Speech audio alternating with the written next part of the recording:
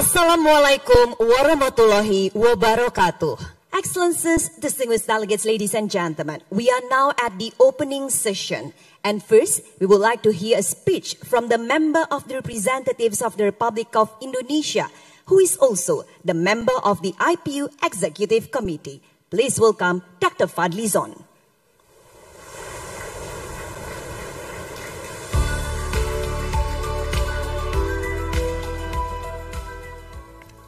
Assalamualaikum warahmatullahi wabarakatuh. Peace be upon us all. Om Swastiastu, Namo Buddhaya.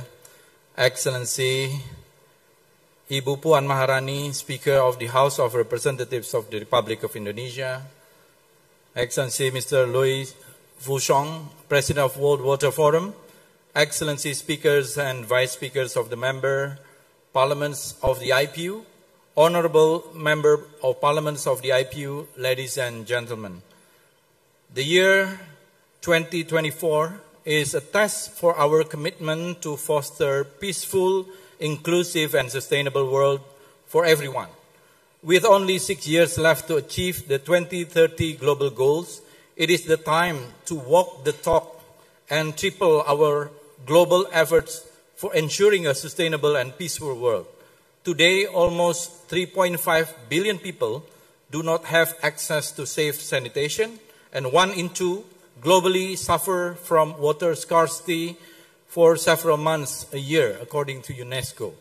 So water, when managed sustainably and equitably, it can be a source of peace and prosperity for billions of people. On the other hand, if we fail to manage, it could lead into the worst scenario with health, social and environmental and security problems unfolding as the consequences. Therefore, water issue is indeed a political issue. It requires political action and indeed political will to respect, protect and fulfill the rights of water and sanitation, since it is part of the basic human rights that is essential for the full enjoyment of life. However, it is unfortunate that today we are facing one of the most significant global challenges in our history, a multidimensional humanitarian catastrophe in the southern Gaza Strip city of Rafah, caused by the Israel long-planned assault targeting civilians, mostly children and women, which has caused not only the loss of the lives of innocent civilians in Palestine, but also leaving major problems to the survivor and largely to the economy, social, health and environment. For the past 220 days, civilians' population in Gaza have no access to safe drinking water and clean sanitation, since these essential needs are both being destroyed and contaminated by Israel's missiles and bombs dropped, and the remaining water pipeline has been blockaded by Israel. Even worse, Israel has prohibited Palestinians, especially those living in the West Bank, to gather rainwater for domestic and agricultural needs, saying it is illegal as it is deemed Israel's property. This is insane and could never be justified. Israel's water occupation is indeed disastrous. They have used water as a weapon to starve people in Gaza, West Bank, and many occupied territories. And it is our collective responsibility as part of international community to stop this act, because Palestinian life matters, so do the life of people in Europe, Asia, Africa, Latin America, and all of parts of the world. While water problem is not only happening in Gaza, it happened to many displaced families in northwest Syria who had to face the challenges of living without access to safe and clean water due to the protracted impacts of conflict, leaving scars on both the land and its people. At the same time, we hear countries in the southern Africa is facing an extreme environmental and humanitarian crisis because of severe drought, which made them declaring states of emergency, not to mention the looming climate change impacts that bring real consequences to the agriculture and irrigation system, as described by the World Bank, that Latin America has experienced 74 droughts, causing more than $13 billion in damage.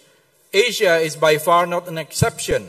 A staggering 347 million children under 18 are exposed to extreme high water scarcity in South Asia, according to UNICEF.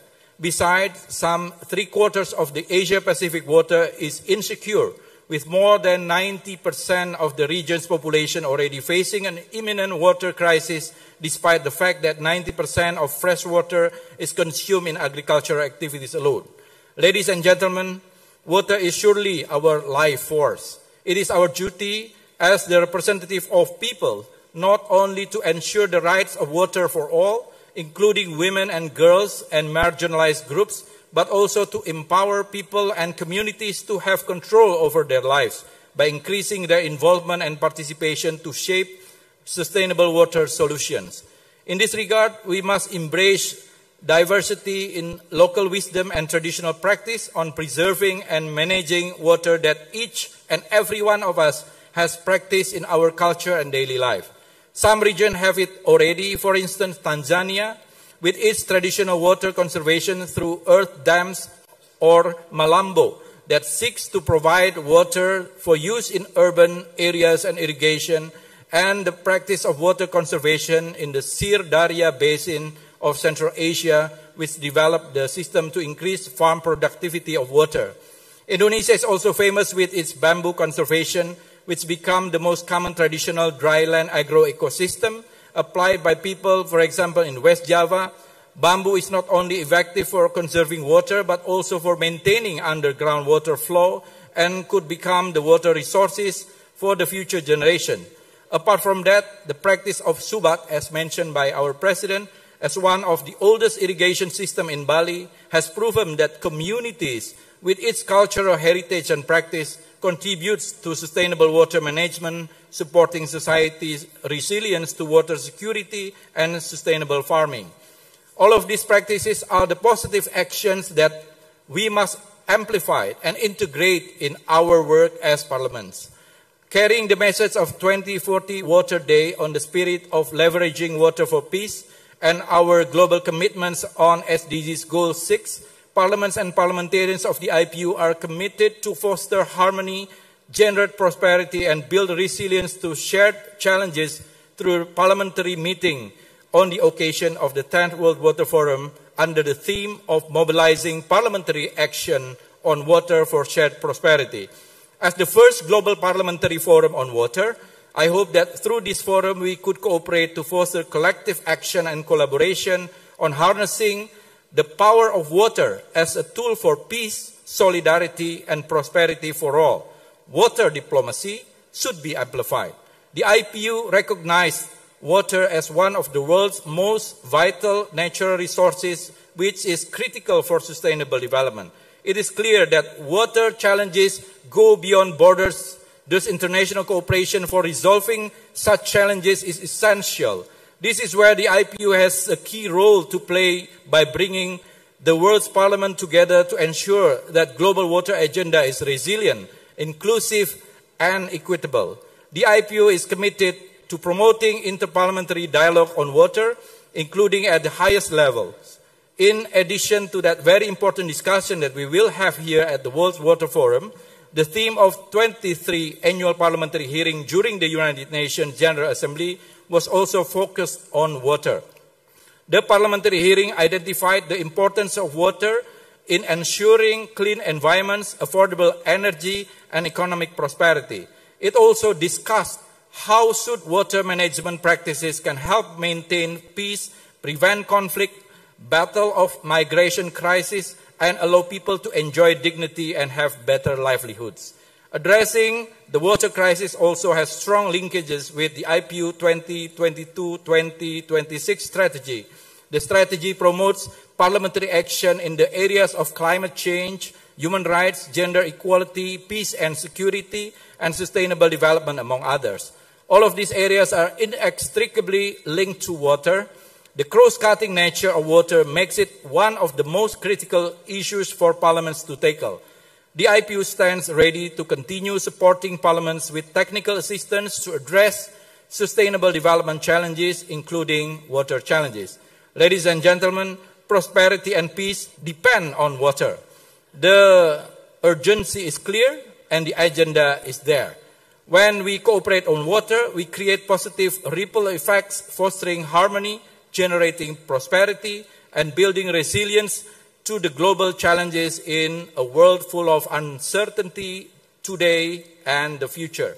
Hence, let us put water at the heart of our decision-making and commit to intensifying collaboration among sectors and across borders.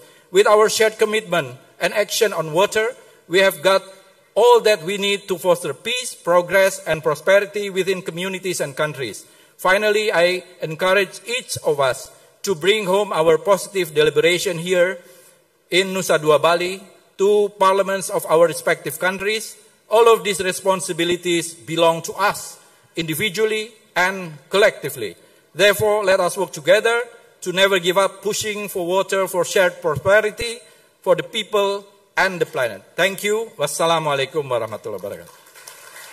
So ladies and gentlemen, to commemorate our parliamentary meeting, the design of the stamp itself is inspired from the important roles of water. And now we kindly invite Excellency Ibu Puan Maharani to sign 2 stamps in 3, 2, 1.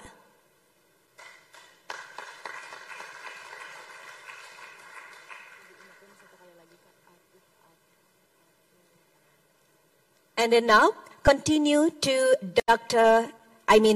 Louis Fauchon. Please also sign 1 stamp. And then after that, we will also witness the next signing of the stamp by Dr. Fadli Zon, please. Please have a photo session, Excellencies.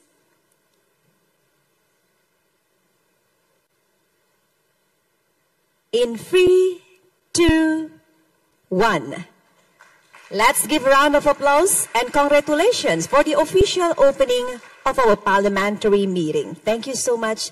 Please kindly be seated.